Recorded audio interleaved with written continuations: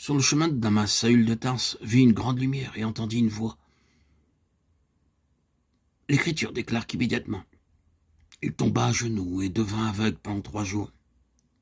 Car il n'a pas été éclairé d'abord par la lumière qu'il vit, celle-ci ne produisant pas d'illumination en lui. Il pouvait dire, oui, j'ai vu la lumière aveuglante et j'ai entendu la voix de Dieu, mais il ne pouvait pas construire l'Église sur ces 2 choses seulement.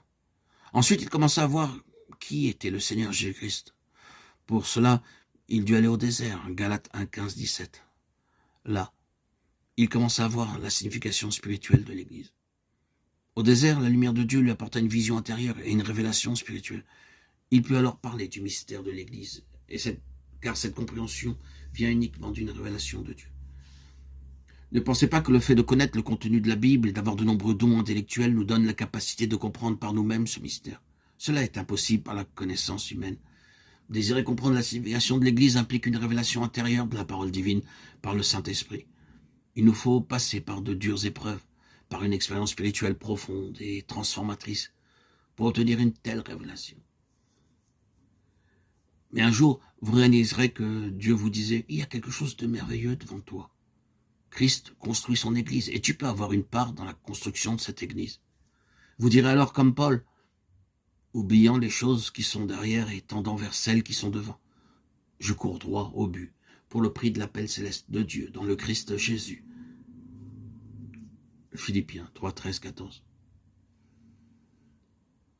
Nous trouvons également la même vérité révélée plus parfaitement dans le livre de l'Apocalypse. Là, nous voyons la maison de Dieu, le tabernacle céleste, la cité sainte de Dieu descendre des cieux. Ce qui maintenant est en construction est dans l'Apocalypse achevé et descend des cieux pour être vu par tous.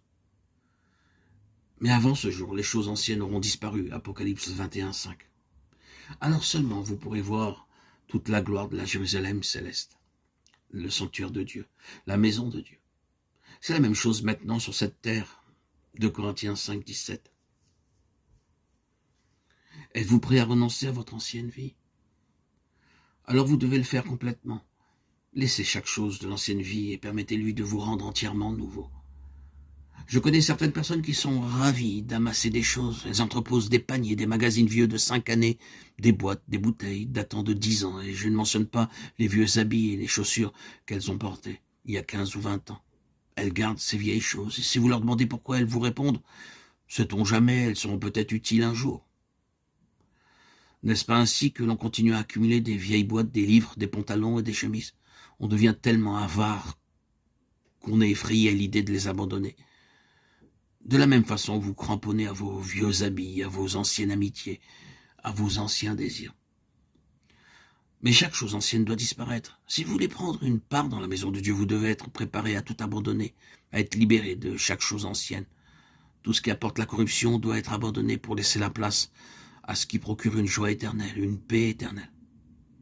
À supposer que vous doutiez à propos d'une amitié. Quelquefois, vous pensez qu'elle doit être rompue. Puis vous pensez, mais pourquoi doit-elle être rompue? Vous réfléchissez jusqu'à ce que vous alliez à Dieu lui demandant, « Oh Dieu, cette amitié procurera-t-elle dans ma vie une joie éternelle? Cette habitude dans ma vie m'apportera-t-elle une joie, une paix éternelle ?» Ainsi vous devez prier. Lorsque vous avez trouvé la réponse, conformez-vous-y. C'est la façon la plus simple en vérité de trouver la réponse. Tout ce qui apporte la disharmonie, habitude, amitié, association, aspiration, doit être abandonné et à leur place, l'Esprit donnera toutes choses nouvelles, de nouvelles habitudes, de nouvelles aspirations, de nouvelles amitiés. Le Seigneur dit, voici, je fais toutes choses nouvelles. Apocalypse 21, 5.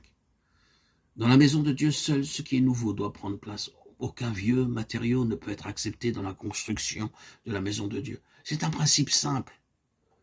Et vous pouvez apprendre du tabernacle comment apporter ce matériau nouveau à Dieu. Puisse Dieu nous révéler son plan céleste.